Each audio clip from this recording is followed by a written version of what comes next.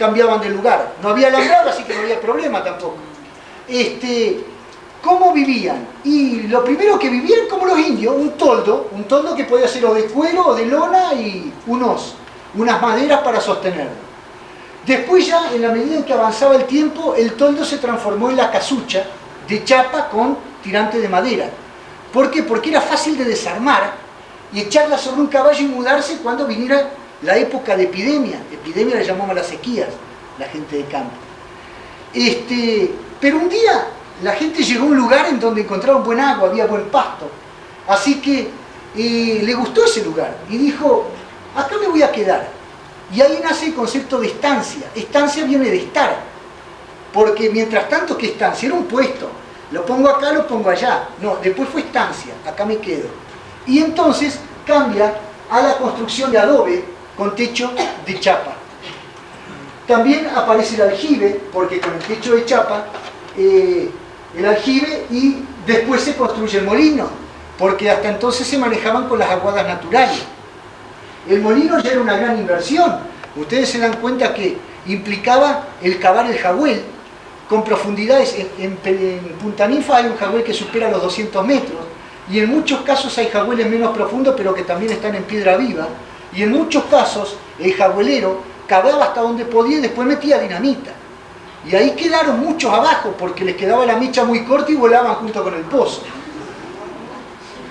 Sí, no, esto es así, por eso que decimos ahora es duro, ahora sí, capaz que no encontramos agua, pero antes dejaban la vida también, ¿no? Y con el molino y el jagüel y con el aljibe se va organizando la cosa, y un día apareció el alambrado, porque algún día yo tengo que decirle a mi vecino hasta dónde llega lo mío y hasta dónde llega lo tuyo. Vamos a poner una divisoria, y aparece el hilo de alambre. Y entonces ya cada vez se afinca más la cosa. Después dicen, bueno, ya que me voy a estar quedando acá, pongo unos arbolitos. Y bueno, pusieron algunos arbolitos, y acá vemos, esto es en Precordillera, la península, en Camarones. Y realmente parecía topografía de cordillera. Acá se ve un corral de palo, esto es para yeguarizo seguramente. Acá se ven unas cuantas vacas, unas ovejitas, acá se ve un carruaje tipo sulky, todos corrales de madera. Esto es raro de ver en la zona de Camarones, porque en la zona de Camarones no era tan abundante la madera como para hacer un trabajo de estos, lo cual prueba que posiblemente todo esto fue entrado a través de barcos por los puertos. Pasa otra diapositiva, Pedro. Bueno, acá tienen la estancia de Fisher. Bueno, esto ya ven otra arquitectura ustedes, ¿no? Porque acá ya hay hasta cornisas, una cosa muy bonita, lindos ventanales, un cerco, pero hasta con columnas, ¿no? Galpones. Realmente no parece una estancia esto, ¿no? Muy bonito. Bueno, ustedes acá lo que están viendo es realmente la creme de la creme, porque esto es Don Juan Greenfield, fue el primer ocupante de tierra de Camarones de lo que fue después la Lockhill Sheep Farm. Lockhill es una gran estancia antes de llegar a Camarones, al costado del camino. Hoy se llama la Argentina, ¿no? Claro, exacto, y la compraron esta gente que son abastecedores de carne de Comodoro. No me sale el apellido. Siracusa, exacto. Bueno, acá ven ustedes él preparando, sobando los cueros o descarnándolos para prolongar ¿cómo se diría? Evitar que se pudran, secarlos bien y luego promover la venta.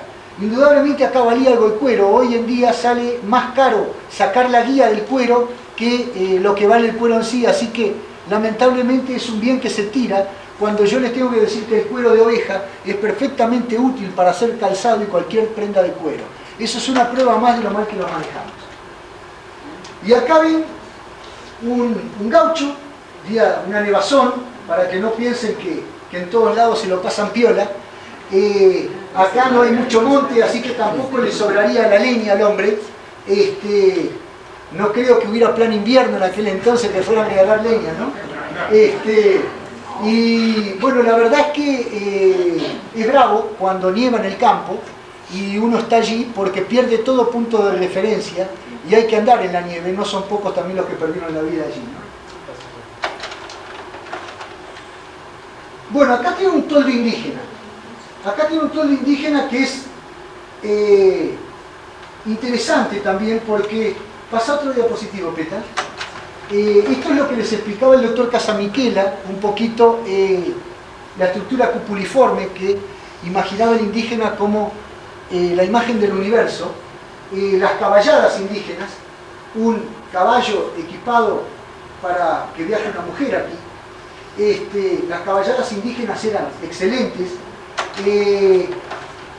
Además es interesante pensar qué sucedió con estos indígenas después de la campaña al desierto. Porque yo ya les dije algo, lo que era la ley de premios y dónde se afincaron los indígenas, pero también con la creación de los centros urbanos en la cordillera y en la precordillera, el indígena quedó relegado a la periferia de los centros poblados, como la población más indigente y sin medios para subsistir. Alrededor de esos centros, los indígenas vivían en condiciones de subsistencia.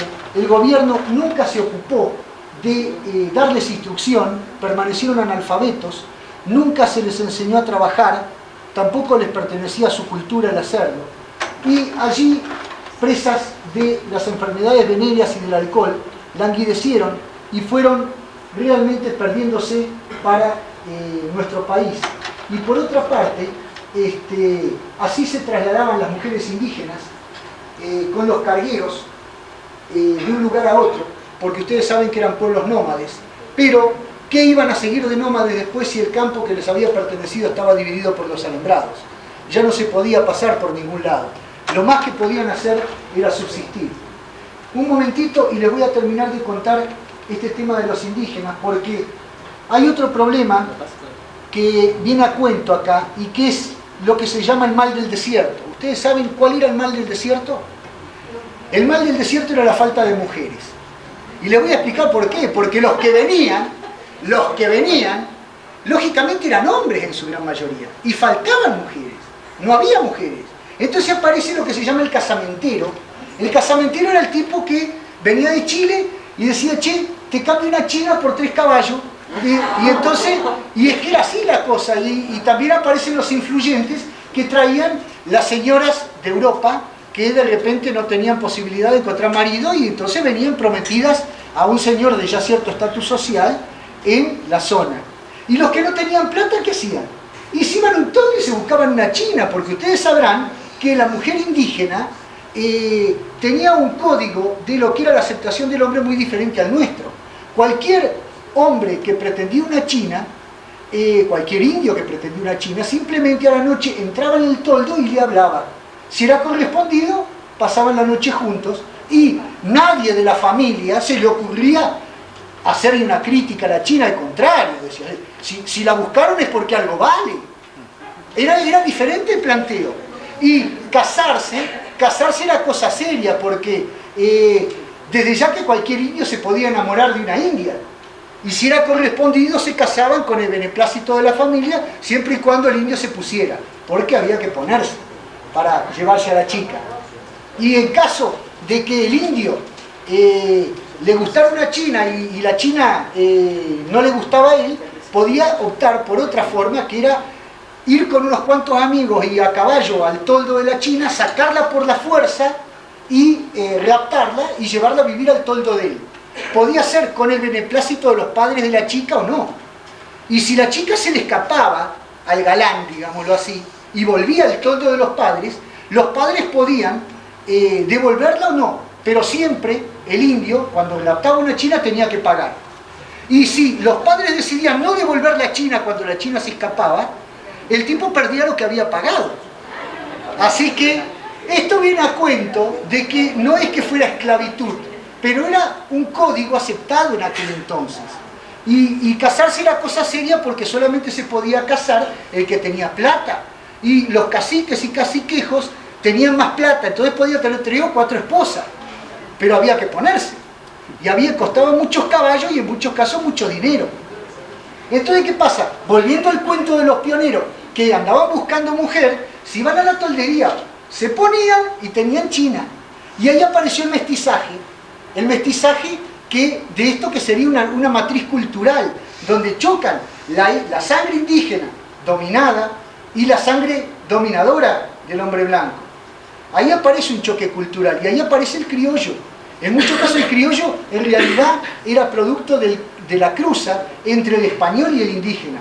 Y también en muchos casos se cruzan con criollas, con lo cual aparece una segunda matriz cultural.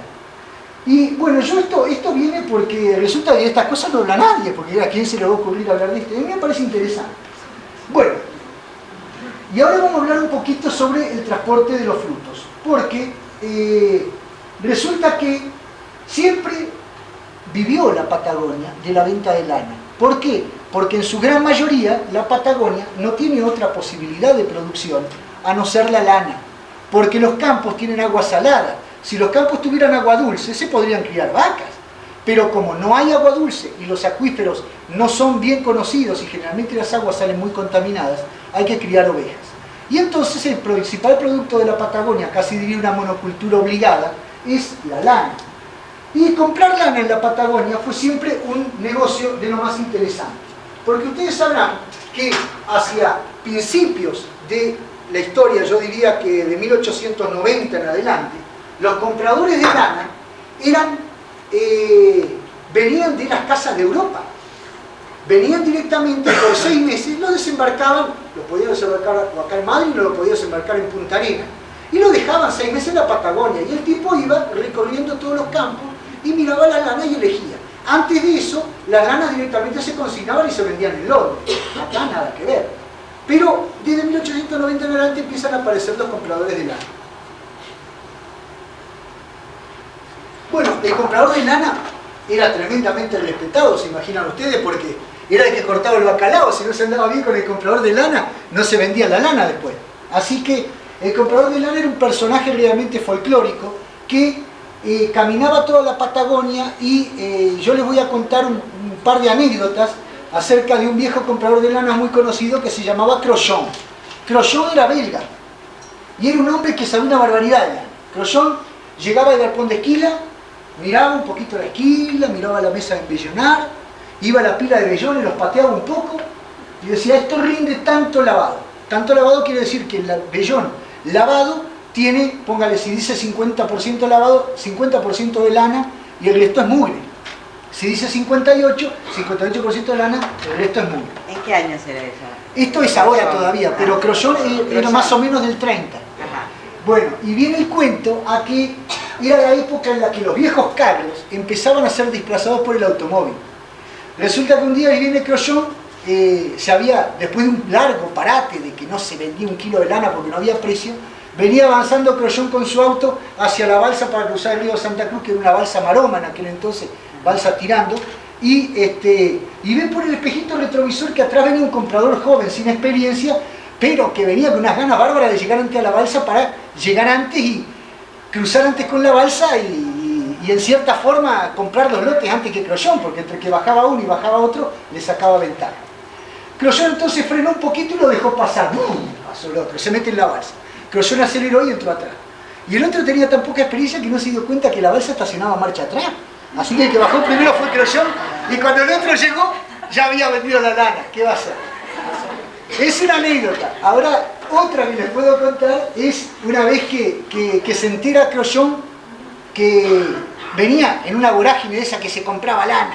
Todo el mundo compraba porque había ansiedad de comprar lana. De repente baja el mercado, no hay más demanda. Los compradores los agarraba siempre mal parados, porque pongan en este caso Crochon le había dado un precio a un productor. Le dio un precio en firme hasta las 6 de la tarde. A las 9 se entera, bajó el precio. ¿Qué hago?, dijo Crochon. Me escondo. Subió al hotel, cerró todo, se sentó en la cama, agarró un libro y se puso a leer. El ganadero que tenía la oferta, cuando se entera que se había parado el mercado, dice: vendo, tengo la oferta en firme. Va, golpea la puerta, nada. Mira por el agujero de la llave no estaba. Baja, le pregunta al dueño del hotel: Crochon, ¿está arriba? Uy, si arriba no está. No puede ser de está arriba. Bueno, vuelvo a golpear, señor Crollón, nada, Crollón mutis. Claro, eran de palabra los negocios. Donde usted daba una palabra había que cumplir. Así que Crollón, si no desaparecía, perdía. ¿Qué hace el ganadero? Se buscó la escalera de los bomberos, la puso contra la pared del hotel, subió, le golpeó la batería y dijo, la lana es suya. Sonó Crollón. Bueno, eso a título de anécdota, ya le digaste un poco de folclore, ¿no? Pero el tema es que los carros, acá ven ustedes los carros estos, ahora vamos un poquito a esto, eran los medios de transporte clásicos, en que se llevaba la producción desde los campos hacia la costa. Cuando llegaba octubre-noviembre, el propietario de la tropa de carros empezaba a recorrer la zona de la que era oriundo y hablaba con los hacendados de la zona diciendo, che, te llevo la lana. Bueno, pactaban precios, pactaban cuándo cargar, cuándo la llevaba, y así hacían su negocio. Entonces, cuando hablaba con los campañistas, hablaba con los posibles conductores, contrataba a la gente, organizaba la tropa, ponían un día, eso es esto, es posiblemente el día de la salida de los carros. Y se organizaba la tropa, y partía la tropa de carros, que a veces eran 30, 40 carros, uno atrás del otro, todos cargados de lienzo de lana, o de fardos de lana, que avanzaban hacia la costa. Y siempre, toda tropa de carros llevaba un jinete sumamente activo, que se llamaba el campañista. El rol del campañista era el de laburar, porque ese era el que laburaba, los demás conducían el carro nomás. Miren, el campañista se levantaba a la mañana antes que todo. Él hacía el fuego, preparaba el desayuno, y cuando tenía todo eso hecho, salía corriendo a juntar los caballos, que los había largado la noche anterior para que pastoreen los pobres caballos, si no, no comían. Entonces los tenía que juntar, había dejado lógicamente las yeguas madrinas maniaditas, y entonces a través de las yeguas madrinas, que como ustedes saben tienen carácter de líder y mantienen nucleada la tropilla, encontraba los demás caballos. Pero hay veces que un zorro iba y le comía la manía a la yegua madrina. Ustedes saben que el zorro es muy aficionado a mascar cuero, y la yegua madrina se iba y se volvía loco el pobre campañista buscando los caballos hasta que los traía.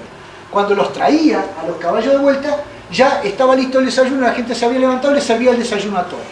El desayuno era galleta y mate. A veces hacía unas tortas fritas amasadas así con agua y fritas en grasa. Y bueno, había tortas con mate. Cuando terminaban de desayunar y asomaban los primeros rayos del sol, todo el mundo al pescante y a darle a los carros. El campañista se quedaba un poco más, de repente amansando algún potrillo, algún potro, curando algún animal que estuviera medio lastimado, se ocupaba de reunir todo, y después con la tropilla de reserva agarraba y le pegaba fuerte y pasaba los carros. Para cuando los carros llegaban al mediodía al lugar que tenían que parar, ya estaba el campañista ahí. Había agarrado, había bajado el caballo, había hecho fuego, había agarrado el perro, cazado algún caponcito ahí de la zona, cuereado, ponía el asadito, y lógicamente el cuerito bien estaqueadito, porque eso era la ley del campo, nada de robar, porque eso se explicaba, se le decía al dueño del campo, este animal lo carneamos por necesidad, esa era la ley del campo, no era robar, estaba permitido. Y entonces lo que hace el campañista, le da de comer a la gente. Posteriormente, 1 hora más o menos duraba el almuerzo, subían todo de vuelta al pescante a darle la tropa de vuelta, al campañista de vuelta, dale que te dale para adelante. Para cuando llegaban a la nochecita un lugar lindo, ahí estaba el campañista, había preparado el fueguito, tenía todo listo. Entonces agarraba, desenganchaban los caballos, armaban una especie de corral con toda la tropa de carro, y algunas veces dejaban los caballos adentro, otras veces los largaban afuera para que los caballos pudieran pastar, y el campañista se ocupaba de llevarlos al abrevadero. Eran 80, 90 caballos, se imaginan todos juntos, quedaba el abrevadero y les cuento, ¿no? El riachuelo un poroto al lado de cómo quedaba. Pero la cuestión es que al día siguiente el campañista de vuelta se levantaba temprano, como les digo, el pobre laburaba como un cretino. Un solo campañista, sí. Bueno, pero era un puesto muy buscado y era el que más ganaba. En la tropa de carros, siempre adelante, como a 150 metros adelante, el patrón. El patrón se identificaba de los carreros, digámoslo así, por su indumentaria, porque el patrón iba con bota media caña de cuero, bien empilchado, pañuelo de cuello, sombrero de ala ancha, siempre tono medio majestuoso, así tirado para atrás, saco de cuero, debajo del saco salía el revólver acá, siempre calzado, y imponía el respeto el patrón. El carguero diferente, el carguero iba con su ponchito, medio a veces con bufanda tapándose porque era una nube de polvo que no se podía ni andar. Y siempre estas tropas de carro transitaban 10 a 12 horas por día, porque ustedes saben que en verano los días son más largos y estas tropas se hacían en verano. Y nunca, jamás transitaban cuando llovía fuerte. ¿Saben por qué? Fíjense ustedes las ruedas que tenían. Bueno, la de un sulky también sirve, porque la rueda de la llanta, andando un carro detrás del otro, en medio del charco, va deteriorando la huella. Y lo peor que le podía pasar a un carro era encajarse, porque cuando se encajaba había que descargarlo, desencajarlo y volver a cargar. Y ahí se volvían locos, un trabajo increíble. Entonces siempre avanzaban de día y lo más que podían. Esto es la casa del gerente de la Anónima, acá en Puerto Madryn. Acá, esto es un sulky a punto de iniciar un viaje hacia la cordillera, hacia Esquel. Por acá anda mi abuelita, esta es mi abuelita, con posiblemente mi tío Rodolfo en brazos. Y el abuelo en el sulky. ¿Mi abuelo? En el sulky. En el sulky. ¿La casa existe? La casa no existe más. Uri, Sí. eso es Mitre y Empeña, ¿no? Mirá, Sí, esto, sí. ¿Mitre y se empeña o 25 de mayo y se empeña? No, en Mitre, donde está el kiosco de Dinastía, Sí, está bien, está bien. frente a la madrileña. Ustedes ven, los viajes se hacían de la Anónima, en aquel entonces, se hacían para ver las sucursales del interior también. Había una sucursal de la Anónima en Esquel, y el gerente de Madryn era responsable también por lo de Esquel. Bueno, a ver cómo sigue esto. Bueno, una barraca, acá estos son mulas, llegaban los lienzos a Madryn, se descargaban en las barracas se acopiaba el material a la espera de los barcos que posteriormente lo cargaban con destino a Buenos Aires o en otros tiempos también de aduana libre al exterior. Esta estaba de vuelta, acá dice Agustín Pujol, esta es la barraca de don Agustín Pujol.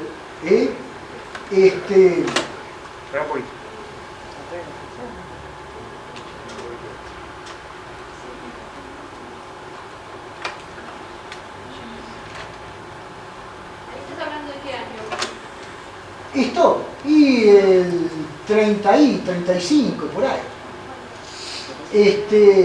Acá se ven las vías, ¿por qué? Porque llegaba el tren, este es el tren que lógicamente comunicaba, esto estaba en la zona ahí del Corralón municipal. Esta es la barraca que actualmente se está desguazando. Acá llegaba el tren que es el ferrocarril central del Chubut.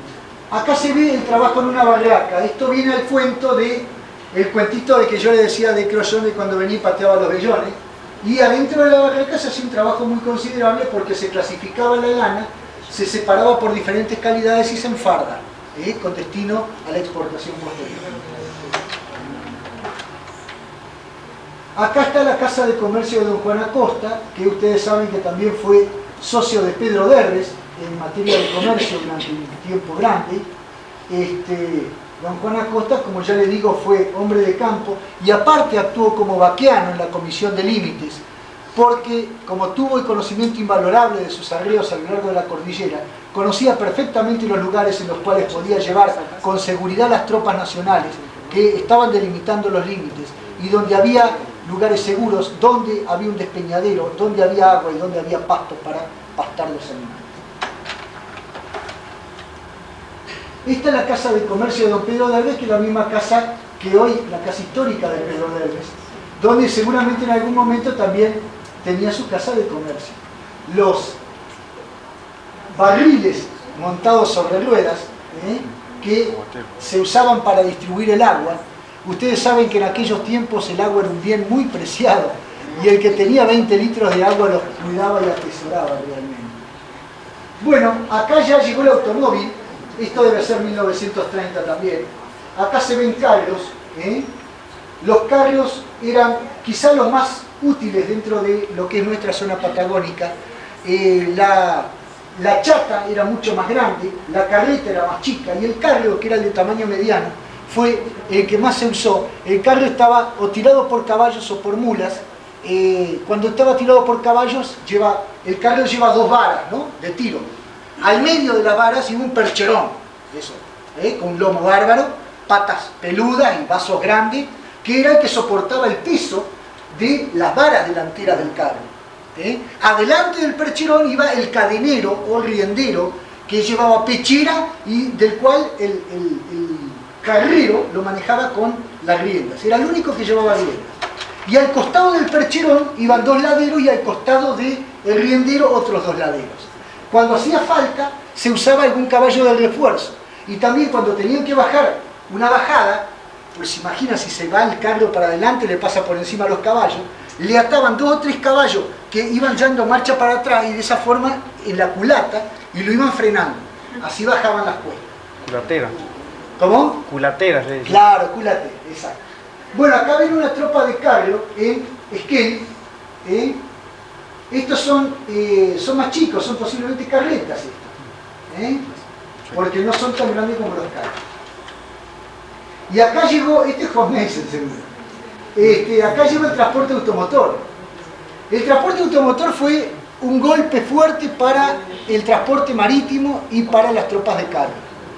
Ustedes saben que las tropas de carro, cuando aparece el transporte automotor, lentamente se van dejando de lado, porque los carros dormían durante el invierno a la intemperie, y como iban perdiendo mercado, digamos, contratos de transporte, los carros, ya no se podían vender porque a nadie los quería, entonces lentamente se fueron desarmando, la madera se transformó en astillas y terminaron en algún fogón transformados en un buen asado. Mientras tanto, estos camiones eran los primeros en entrar, sufrieron al principio bastantes problemas, porque se imaginan que meterse en el desierto con un camión donde se le pinchaban las gomas, por ahí se les rompió el rulemán, no podían ir a la casa de repuesto, me da un rulemán, un R12, no había forma, no conseguían repuesto. Entonces, no era soplar y hacer botella, aparte no había YPF a lo largo del camino, no había en ningún lado. Entonces hay que imaginarse todo eso, por eso es que el camión de Meissen al principio estaba lleno de tambores, yo estoy seguro que llevaba combustible, si no, ¿cómo iba a trasladarse, no? Bueno, acá un lindo forcito, claro, cuando aparecieron estas otras anécdotas les voy a contar. Al principio, cuando aparecen en el valle estos cachirulos, andaban a todo lo que daban, como 25 kilómetros por hora, se imaginan ustedes. Y claro, pasaban las bocacalles, pero que se los llevaba el diablo. Entonces los galenses en el valle dijeron, bueno, ¿qué vamos a hacer? Acá van a matar a algunos. Esta velocidad. Entonces, la que hicieron es hacer badenes. Por eso que acá nos piden badenes para frenar el tránsito, me suena conocido. Hicieron tremenda acequia, ¿no? Y los que entraban embalados en Gaiman, bueno, quedaban en el primer badén, quedaban abiertos. Y así se curaron de las altas velocidades. Bueno, acá el puerto, el viejo puerto de Puerto Madryn, estaba delante de la prefectura, ¿no? Más o menos, Peter, ¿esto? No, estaba donde está el Club Náutico ahora. ¿Dónde está el Club Náutico? Bien. La calle Acosta. El aguatero, unos barriles, unos cargos de tren, unos vagones. Acá el muelle, ustedes saben, un poquito les voy a contar sobre lo que es la importancia de la marina en el poblamiento de estos campos. Ya les dije que lo que se pobló primero es lo de la costa, simplemente porque todo el tráfico era a través del mar. En el 1901 empieza sus transportes, el transporte villarino, llevando carga general hacia el sur y trayendo hacia Buenos Aires lana, cuero y frutos diversos del país. Y en 1903 se instala la compañía Hamburgo Sudamérica, que después se transforma en la Compañía General Marítima Argentina y que recala regularmente en los puertos de la Patagonia, entre ellos Puerto Madryn. En 1913, 2 compañías más, la de la Sociedad Anónima Importadora y Exportadora de la Patagonia, o sea, la anónima actual, que tenía su propia flota de barcos, y la compañía naviera Mihanovich. Pero al año la Mihanovich se retira y desde entonces la los barcos de la Anónima con los de la Compañía General Marítima se ponen de acuerdo con los fletos, los aumentan juntos, desaparece la competencia y se empieza a tornar exageradamente caro el tránsito marítimo. Esto, junto con el avance del automotor, hace que lentamente se vea desplazado el transporte marítimo. Y es así que hacia 1930 entra un poquito en colapso el transporte marítimo y los buques solamente venían para acá si tenían asegurada la carga. De lo contrario no vienen, porque antes venían como el colectivo, pasaban o pasaban. Y después ya vienen solamente si les conviene. Ahí cambió el plantel. Acá ven ustedes todo un arreo vacuno que estaba a punto de ser embarcado, haciendas para embarque, en Puerto Madryn, que estaba por ser embarcado o de lo contrario que llegaba. No sabemos bien cómo será, pero de todas formas hubo muchas veces que el ganado salía de acá y otras veces también venía. Los vacunos no son comunes acá, pero y aparte esto es muelle nuevo, ¿no es cierto? Sí, era bueno. Claro, entonces se supone que esto ha sido bastante, hace no mucho, ¿no? Nuevo en aquel tiempo. Claro, nuevo, sí, por supuesto. Mañana. Bueno, acá lo que se ve aquí es una huelga de estibadores que han descargado toda la carga en la playa. Esto viene a cuento de que en otros puertos del sur, como el caso de Deseado, Río Gallegos, era usual que cuando llegaba noviembre empezaban a llegar las chatas y los carros cargados de fardos de pasto. Y como no había lugar suficiente para almacenarlos, se dejaban a lo largo de la costa. Y la costa se llenaba de fardos y fardos de lana que quedaban ahí mucho tiempo hasta que los barcos venían y lentamente se los iban llevando. Cuando la playa quedaba desierta, se terminaba la zafra hasta la próxima primavera. Y las tropas de carreta que llegaban también le daban bastante trabajo al comisario, porque se imaginan que llegaban con una gana de divertirse los muchachos. Bueno, este es el ferrocarril de las Salinas, en Puerto Pirámides. Ustedes saben que en 1892...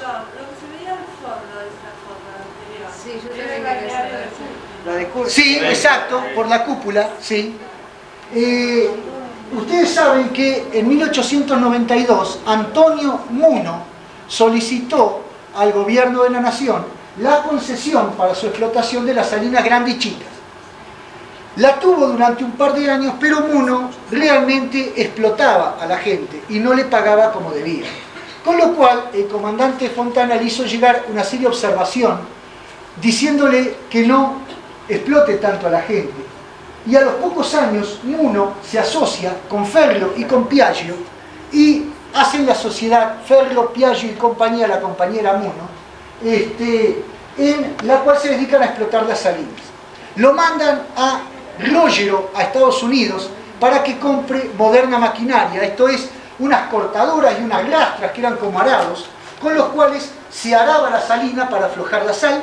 Después atrás venían unos tipos que tendían unos rieles finitos sobre los cuales se desplazaban unas vagonetas a título de carretillas. Se cargaba la sal que se había suelto así con ese arado en las vagonetas y se la llevaba hasta el costado de la salina y se hacía una parva grande.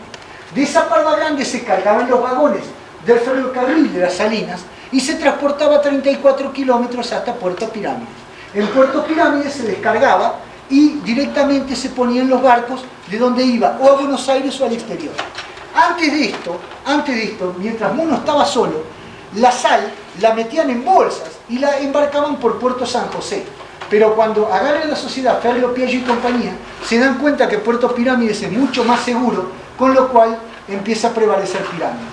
Y esto dura hasta 1920, en que a expensas de la guerra y de la guerra del 14 y de una serie de sucesos desafortunados, la compañía entra en colapso y desaparece la compañía de ferrocarril. Acá se ve el trencito cargado con sal, Salinas de la Península Valdés de Piaggio, Ferro y compañía. Ferro. Llamaba ferrocarril Península Valdés. Sí, exacto. en el campo de Ferro, ¿habrá comprado primero la tierra y después tenía la salina? ¿O primero la salina y después compró la tierra? No, yo entiendo que Ferro, cuando se está por disolver la compañía, compra la compañía total. Se queda con todo. Y se queda con la tierra también.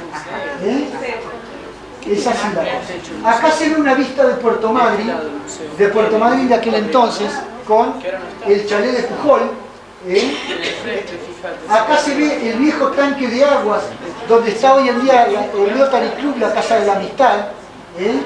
Ese viejo tanque de agua cuadrado que teníamos sobre la Pujol. Del ferrocarril era. Exacto, sí.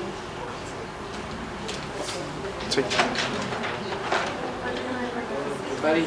Bueno, acá se ve el París que es hoy, ¿cómo se llama? La madrileña. La madrileña. La zapatería. Esto era París en aquel entonces. ¿Perdón? Pero era el hotel. Acá se ve la tienda Madryn, que era la tienda de mi abuelo.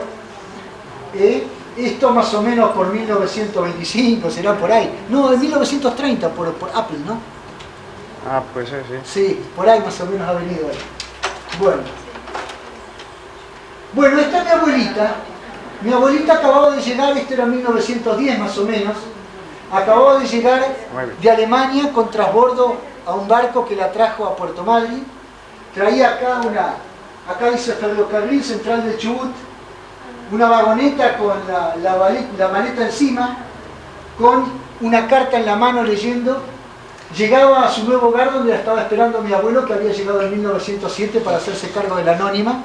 Te cuento de la carta. Sí. Te cuento la carta. Ella venía en barco y la carta se ve que se había adelantado porque ella se quedó en Buenos Aires. La carta se adelantó y era una carta de los padres. De los padres de ella que le escribían ya a Puerto Madryn. Yo tengo todas las cartas de mi abuelita escritas en alemán gótico desde el día que salió del puerto de Hamburgo. En la caja fuerte, para que no se me pierda. Bueno, esto es el tema de los lobos. Acá está Sanguinetti. Pablo Boca. Pablito Boca, exactamente. Esto es el tema de la matanza de los lobos y la explotación para obtener el aceite que se desarrollaba en la península. ¿Entre qué años, Rubí? Y esto fue hasta 1935, por ahí. Del 23 hasta el 50. Ah, hasta el 50 y pico fue. 50 y pico. Yo estaba convencido de que fue mucho antes. Qué bárbaro. Ya se prolongó muchísimo. Bueno, acá, este es el vehículo de un mercachifle.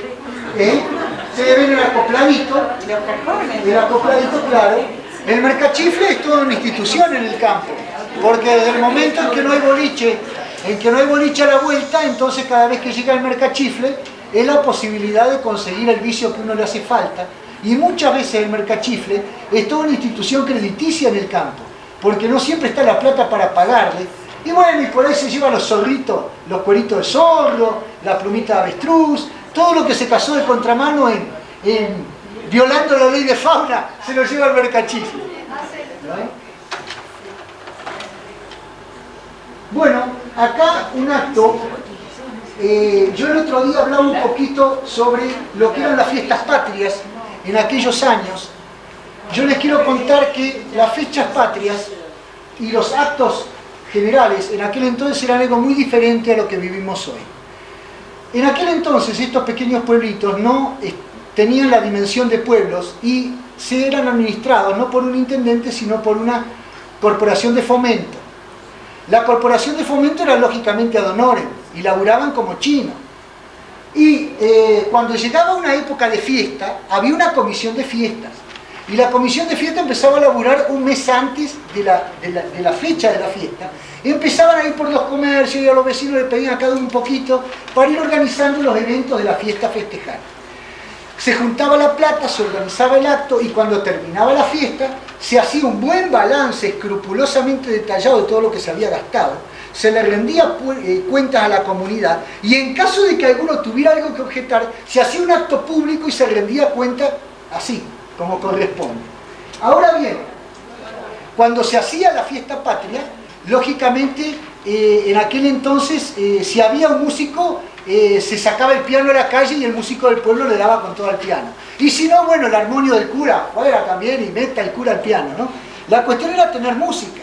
y los chicos en la escuela, como eran generalmente en invierno, ¿se imaginan? 9 de julio, 17 de agosto, agarraban unas heladas que mataban, los chicos marcando el paso en el patio porque hacía menos frío afuera que adentro.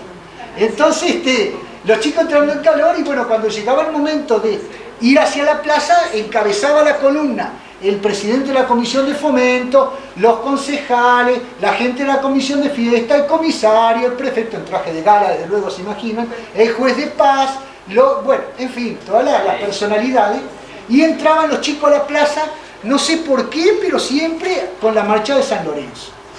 ¿Por qué? Porque siempre estaba el busto de San Martín en el medio de la plaza, y toda la marcha de San Lorenzo. Bueno, llegaban todos, el comisario levantaba la mano, pedía la palabra, hacía la evocación de la fecha y después dirigía la palabra a los presentes el presidente de la comisión de fiesta. Después se cantaba el himno nacional, antes se cantaba el himno nacional. Y el día antes de la fiesta, gran bailongo, se imaginan, porque había un baile que hasta que las velas no ardían, se bailaba. A la mañana siguiente toda la plaza. Y después del acto, la gente del pueblo aplaudía mucho y todo muy contento. Después había asado, porque todos los productores ganaderos de la zona ponían un corderito o un capón y se hacía un flor de asado para todos los presentes. Y a la tarde, carrera de sortija, taba, dado, había de todo. Era otros tiempos, repartían empanadas, porque participaba todo el pueblo. No es como ahora que nos miran 20 tipos y los demás. No va nadie. No va nadie, se ha perdido el sentido de lo social. Es impresionante. Miren ustedes lo que era, no cabía nadie en la plaza. Al chacho enjabonado jugaban también. Claro. Una serie de pautas, Exacto. Esta es la inauguración del busto. Claro. Hermoso. ¿Qué más tenés? Bueno, acá es cuando venía un barco, bajaban los marineros. Y claro, los marineros también salvan. Y otra cosa, me olvidaba. Las fechas patrias, a la mañana nos despertaban con los morterazos, porque los tiros de los morteros, así saltábamos así en la cama. Era clásico, bombas de estruendo. ¡Bum, bum, bum! Pero, miren, el que no se enteraba que era fiesta patria porque era un opa, porque era impresionante. Claro. Bueno, ahí los tienen. Es importante, es importante. Les digo que, bueno, el tema de la educación que les decía, esta es la escuela de don José Toshke. Realmente pioneros de la educación en Malin. A mí me gustaría saber quiénes son estos chicos. Lástima que no están marcados los nombres, haríamos un plato bárbaro.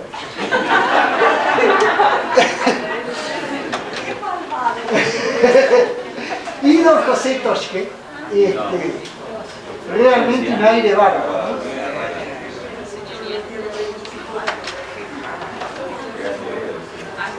Acá tiene una esquila. Esta es la que te prometí, la esquila. Viene a cuento, el tema de la esquila. Ustedes saben que la esquila, de los trabajos patagónicos, debe ser el más viejo. Porque se imaginan que es fundamental el tema de la esquila. Antes, la primera esquila pertenece al Cañadón Pescadores, en 1895. Se hizo una esquila allí que está rigurosamente especificada y vertida en la historia, sobre 200 ovejas. Fue una esquila de verdad, porque se esquiló, la lana se embolsó y se envió a Buenos Aires. Pero, antes de eso, los indios, por ejemplo, no esquilaban las ovejas. ¿Saben qué hacían los indios? Cuando la oveja ya estaba criando la lana del año siguiente, se le debilitaba la mecha y se la sacaban con la mano. Eso es lo que hacían los indios. Pero posteriormente ya aparecieron los esquiladores ambulantes, que eran hábiles en el manejo de la tijera de tuzar, ¿no? Con esos esquilabantes, iban con su caballo de puesto en puesto, iban esquilando, ayudando a esquilar. Después ya aparecieron los contratistas, que juntaban 4 o 5 esquiladores hábiles, todo de tijera, armaban una pequeña campaña e iban de puesto en puesto. Dormían los esquiladores debajo de los montes. A la mañana cuando se levantaban, que desayuno, unos matecitos calientes, cuanto mucho se lavaban en la bebida porque no había baño. Así que era media dura la cosa, no había puestos, no había comodidades. Posteriormente, ya en 1920, por ahí aparecen los motores de explosión y las primeras máquinas de esquilar de 4 y de 6 manijas, y se esquilaban más o menos 200 animales por día en la grasa Corriedale y 120, 130 animales por día en la Merino, porque la Merino ustedes saben que es una grasa arrugada, con muchos pliegues en el cuero, y si uno se apura, corta mucho el animal. Así que se esquila más lento. Bueno, y esta es la esquila que, como ustedes saben, se trabajan más o menos 10 horas por día, son 4 cuartos de 2 horas y cuarto cada uno. Julio, Sí. frente a la carnicería Casado, Sí. ahí estuvo Ripa, creo también, y la Baltasar, ahí estuvo. Donde vive ahora la de Conti. Efectivamente, cuando venía el viejo con la jardinera, buena gente, tú venía cargado con algunos funerales, traía algunos funerales, y buena gente trae mi carro, 3 pitas y un boticares. La vieja Baltasar. La Baltasar decíamos nosotros. Y ahí vivió Nogueira. El viejo Nogueira. Sí, que era carpintero. Papá de Betty. De la esposa de Sindo. Papá de Betty, ¿no? Sí, también, era el hijo del viejo Nogueira, ¿no? Claro. De Argentina, y el padre. Ah, entonces sería nieto. Sí, la Betty, la esposa de... Ah, no, yo te hablo de Argentino Nogueira, era el hijo de... Y la vieja era... Y mamá llamaba las vacas. Tenía una de dos sillas, la